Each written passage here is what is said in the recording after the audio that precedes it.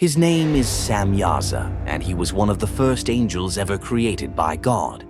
When we think about fallen angels, Lucifer often comes to mind as we hold him responsible for leading the revolt in heaven with 1/3 of the angels against God.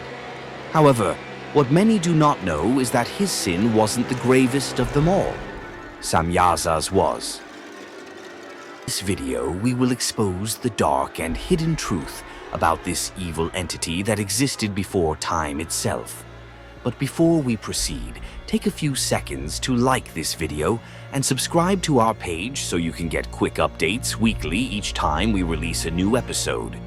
Now that you have done that, let's go back several millennia to uncover the story of one of the most treacherous beings that ever existed.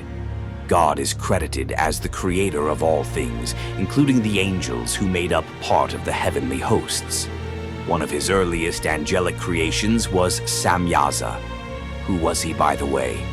Well, Samyaza is a fallen angel revealed to us via Abrahamic traditions as well as Manichaeism revelations.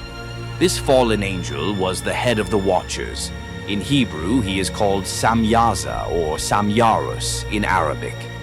His name means, "He sees the name," or "I have seen." After his fall from heaven, he went by many titles such as the infamous rebellion, leader of the Grigori, the second Satan, herald of Azathoth, and more famously, father of the Nephilim. These names become self-explanatory when you study sacred texts. According to Rabbi Moshe Idel and other Kabbalah scholars, they believe that Samyaza also means one who gazes at heavens, or he who gazes from heavens. This was his name because he was assigned the task of supervising the angels who watched over humans on earth. Samyaza is also believed to be one of the few creations who knew God's true name. He held this privilege because he was one of the first angels to be created. That is why in some occultic traditions, he is given the title, "He sees the name." Lucifer is widely considered to be the vilest of all the angels, but this is not completely true for several reasons, one of which is the sin of Samyaza. This is why he is credited as having committed the most grievous of all sins. What did he really do? For starters, this was the angel who offered to reveal God's true name to a mortal woman named Istahar. This act alone was a treasonous sin, but that is not the worst of his sins. Samyaza is adjudged to be the first angel to sleep with mortals after developing an unholy sexual appetite for women. According to revelations by Enoch, Samyaza was among the angelic hosts known as the Watchers, or Grigori. The book of 1st Enoch, chapter 8 from verse 1 goes into details, and what it says is quite astonishing to consider. Samyaza and Azazel, both angels, were appointed as the first group of watchers to look after humankind. Being the head of the Grigori, he was bestowed with the authority of naming the angels in his choir. He got this title because he knew God's name, among other reasons that remain unknown. The Grigori had a clear mission: serve humanity and help them align with planet Earth, their new home. Initially, they performed their tasks excellently. They aided human development, helped man evolve, survive, and even thrive. They were always on standby to provide whatever help man needed, and God was impressed with their work, especially with Samyaza. However, things began to change as events took a dramatic turn that altered the course of human history.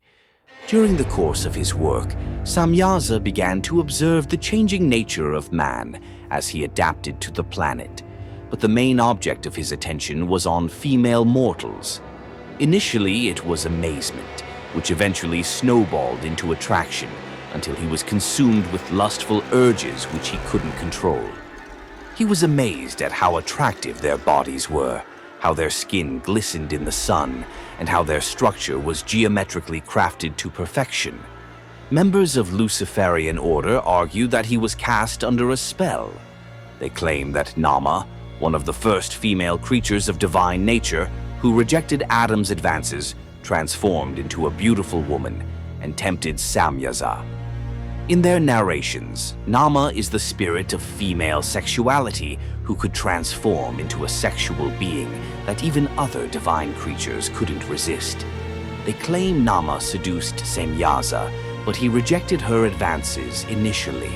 However, the seductress convinced him by saying that although God had tasked the Watchers with tending to humankind, he never said anything about satisfying themselves with the pleasures of female bodies. Eventually, Samyaza succumbed. Knowing what we know now by comparing these narrations to other sacred texts, this argument holds no water because if it were true, God would have known of this, and his judgment on this fallen angel would have been different, because he is just. In reality, Samyaza was a victim of his own lust. By having the sacred privilege of being close to man and observing the daughters of Eve at close quarters, he developed a rabid sexual appetite that would consume him and lead to his ruin. That is not all, though. His failure to tame his lust also caused his brothers, who were also members of the Watchers, to fall from grace. The Book of Giants also throws a fascinating light on what he did next. Having committed the unholy act of bonding with women, he knew he had committed a great sin, but he did not want to go down alone. He gathered his fellow comrades on Mount Hermon and sold the idea to them of having carnal knowledge of women like he had already done. Samyaza sold the idea to his brothers of taking the daughters of men as wives. It is highly probable that other angels may have been lusting for women at the time, but none of them acted out their lust, maybe for fear of God's retribution. Samyaza was the first, and his position as head of the Watchers spurred others to do likewise. According to Enoch, 200 of them gathered on Mount Hermon and listened to their chief, who sold to them the idea of tasting the forbidden fruit. They agreed to go along with the plan, but Samyaza didn't trust them enough. Lest he be the only one to fall to God's wrath, he asked them to swear a binding oath with him that they would do it together, which they did. This oath on Mount Hermon was one of the first known acts of treacherous conspiracy against the Godhead. Their reign began during the time of Jared, the father of Enoch the prophet, and they sank neck-deep into their debauchery. They had rabid, uncontrolled sex with the daughters of Adam. The act of engaging in orgies was first introduced to the world by Samyaza and his band, and from then great evil descended on the world. So much so that their evil reached the throne of heaven. The offspring from the unholy union with the daughters of Adam were the Nephilim, who were giants, who had an unhealthy physical advantage over men.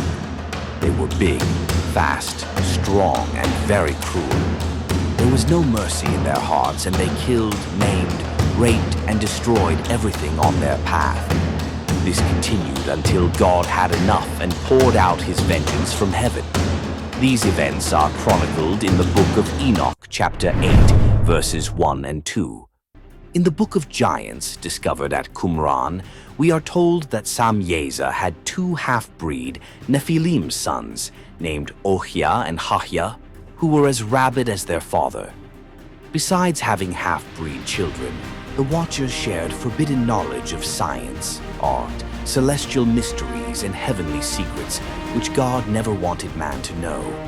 Even angels like Azazel taught man how to make weapons of war by revealing the mystery of metallurgy.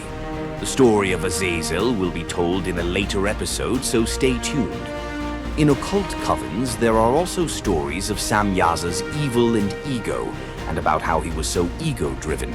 He often argued with Lucifer when it came to power sharing and the planned course of undermining their father, God, by polluting the sons and daughters of men. His reign was not long-lived, though, as God looked down from his judgment seat of heaven and decided that enough was enough. Yahweh, in his fearsome anger, dispatched the archangel Gabriel to wage war against Samyaza and the Grigori. The Lord said to Gabriel in 1 Enoch chapter 10 verse 9, "Go down against the reprobates and the evildoers, and also against the children of fornication. Destroy them and their children from among men. Cause them to go forth, Send them one against the other, that they may destroy themselves in battle, for length of days they shall not have. And in chapter 10 of 1st Enoch, from verses 11 to 14, he tells the archangel Michael, "Go bind Samyaza and his associates, who have united themselves with women and have defiled themselves in uncleanness. Their sons slay one another, and they have destroyed their loved ones. Bind them in the valleys of planet Earth for 70 generations until the day of judgment. On that day they shall be led to the abyss of a fiery lake and a prison of torment, where they shall be confined for all eternity. Whosoever is condemned with them shall be bound together for all generations." Armed with their orders, the archangels descend on Earth and vanquish Grigori in an epic battle of fire and carnage. After they were routed by the angelic hosts of heaven and binded, Yahweh poured out a great flood from the heavens, above which wiped out the Nephilim and their children's children. He killed them all in a great drowning and re-established a covenant with Noah and the sons of Adam by restoring order, harmony, and fertility on earth. The slaughter was so great that God vowed not to vanquish the earth with water ever again, and enveloped the skies with a rainbow as a reminder of that vow. And so Samyaza and his minions were the first fallen angels to be defeated and imprisoned. His is a cautionary tale of how destructive lust can cause the high and mighty to fall from grace. He was the first to taste of the woman, but also one of the first to be condemned for all eternity. We hope you enjoyed this video and found it insightful. If you did, kindly like this video and share your thoughts about this epic fall from grace. Also, subscribe to this channel by clicking the subscribe button to get alerts when we publish new sacred mysteries every week. Until next week, stay alert, guide your heart, and be gracious.